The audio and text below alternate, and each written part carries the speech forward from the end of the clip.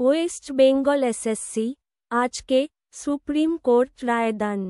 আজকে বৃহস্পতিবার সকাল 10:30টায় সুপ্রিম কোর্টের প্রধান বিচারপতি সঞ্জীব খান্নার বেঞ্চে এসএসসিতে 26,000 চাকরি বাতিল মামলার রায়দান হবে।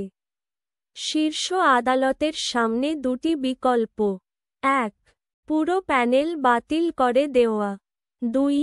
যোগ্য এবং অযোগ্যদের আলাদা করা। এখনও পর্যন্ত পাওয়া খবর অনুযায়ী চাল থেকে কাঁকড়ো আলাদা করা সম্ভব হয়নি। সেক্ষেত্রে আজকে প্রধান বিচারপতির বেঞ্চ প্যানেল বাতিল করে কিনা সেটাই দেখার। ওয়েস্ট বেঙ্গল বঞ্চিত চাকরিরা অপেক্ষায় বসে আছে।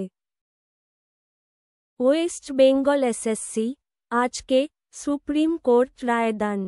আজকে বৃহস্পতিবার সকাল 10:30টায় সুপ্রিম কোর্টের প্রধান বিচারপতি সঞ্জীব খান্নার বেঞ্চে এসএসসিতে 26,000 চাকরি বাতিল মামলার রায়দান হবে।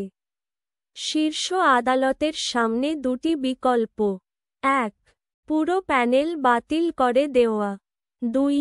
যোগ্য এবং অযোগ্যদের আলাদা করা। এখনও পর্যন্ত পাওয়া খবর অনুযায়ী চাল থেকে কাঁকড়ো আলাদা করা সম্ভব হয়নি। সেক্ষেত্রে আজকে প্রধান বিচারপতির বেঞ্চ প্যানেল বাতিল করে কিনা সেটাই দেখার।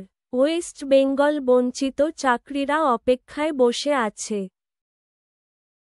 ওয়েস্ট বেঙ্গল এসএসসি আজকে সুপ্রিম কোর্ট রায়দান। আজকে বৃহস্পতিবার সকাল 10:30টায় সুপ্রিম কোর্টের প্রধান বিচারপতি সঞ্জীব খান্নার বেঞ্চে এসএসসিতে 26,000 চাকরি বাতিল মামলার রায়দান হবে। শীর্ষ আদালতের সামনে দুটি বিকল্প: 1. পুরো প্যানেল বাতিল করে দেওয়া, 2. যোগ্য এবং অযোগ্যদের আলাদা করা।